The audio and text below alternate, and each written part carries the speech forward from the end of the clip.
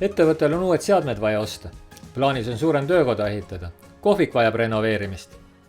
Kas teadsite, et selliste ja teiste sarnaste investeeringute jaoks on võimalik kasutada maapiirkonnas majandustegevuse mitmekesistamise toetust?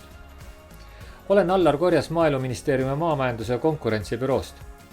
Vaatame üle, milleks mitmekesistamise toetus on ette nähtud, kui suurtes summades käib jutt ja kes on oodatud toetust taotlema. Video lõpus toon välja 3 olulist punkti, millega tasuks arvestada, kui hakkate taotlust esitama. Milleks toetust saab kasutada? Mitmekesistamise toetus on ette nähtud esiteks uute seadmete masinate ostmiseks ja teiseks hoonete ehitamiseks või renoveerimiseks. Tootmiseks või teenuse osutamiseks vajaliku hoone ehitamisel on toetust võimalik kasutada ka ehitusprojekti eest tasumisel, vee-kanalisatsioonivõrguga liitumisel, juurdepääsutee või parkla ehitamisel, elektrivõimsuse suurendamisel, internetile juurdepääsu loomisel ja veel mõneks asjaks. Mõned kulud on siiski ka sellised, mis jäävad täies ulatuses ettevõtte enda kanda. Nendeks on kontorimööbel, kontoritehnika, olmeelektroonika või siis kontoriremondiga seotud kulud. Mitmekesistamise toetust saab kasutada erinevate masinate ja seadmete soetamiseks. Välja arvatud vees, õhus või maa peal liikuvate sõidukite ostmiseks. Erandiks on siin rändkauplused. Täpsem loetelu toetatavatest tegevustest ja kuludest on toodud PRIA kodulehel ja meetme määruses. Kui suur on toetus? Üks ettevõte saab kasutada mitmekesistamise toetust kuni 150 000 euro ulatuses. Toetuse osakaal on üldjuhul kuni 40% projekti maksumusest ehk siis abikõlblike kulude summast.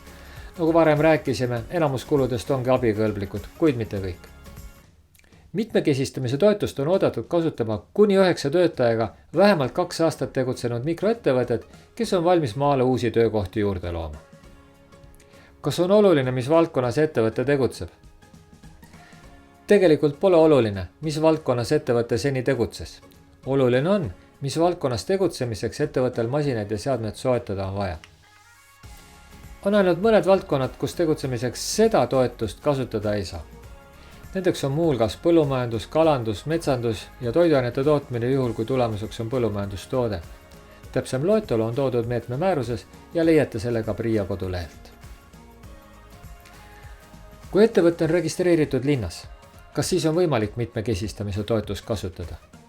Jah, kui ettevõte on seni tegutsenud linnas, kuid uued loodavad töökohad saavad olema maapiirkonnas, on mitmekesistamise toetust nende töökohtade loomisel võimalik kasutada.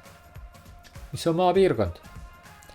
Maapiirkonnaks loetakse valdade ja kuni 4000 elanikuga väikelinnade territooriume vastavalt maaelu arengukava kinnitamisel kehtinud haldusjaotusele, ehk siis enne haldusreformi kehtinud jaotusele. Maapiirkonna hulka ei kuulu Tallinnaga piirnevad Harku, Saue, Saku, Kiili, Rae ja Viimsi vald.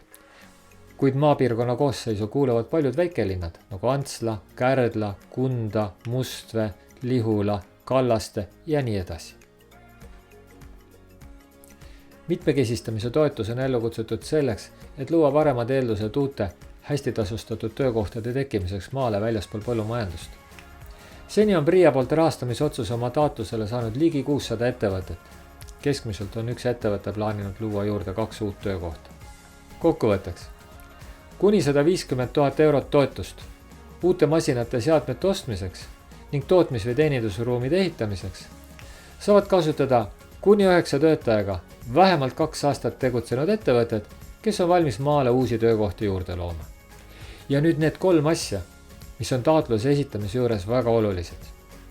Esiteks, kui on plaanis toetuse abil midagi ehitada, siis ehitusprojekt, ehitusluba, kinnistu omandiõigust või siis hoonestusõigust tõendavad dokumendid peaksid varakult enne taotluse esitamise tähtaega korras olema.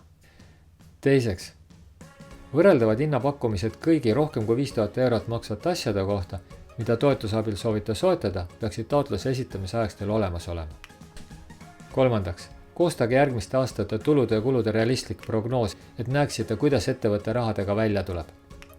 Oluline on meeles pidada, et taotlemisel lubatud uued töökohad peavad saama loodud ja töölepingud töötajatega sõlmitud hiljemalt aasta pärast projekti lõppu. Rehkendage üle, mitme töötaja palgakulu katmiseks ettevõttel iga kuu raha jätkub ja pange taotluses ainult realistlikud numbrid. kui olete ettevõttes plaaninud investeerida uutesse seadmetesse ja tootmisruumidesse, kaaluge kindlasti mitmekesistamise toetuse kasutamist. Taotluste esitamise tähtajad leiate PRIA kodulehelt. Nõu ja abi äriplaani läbimõtlemisel, finantsprognooside koostamisel ja taotluse esitamisel saab küsida maakondlikest arenduskeskustest, Maaelu Edendamise Sihtasutuse konsulentidelt ja PRIA klienditeenindusest. Edu ettevõtte kasvatamisel ja uute töökohtade loomisel!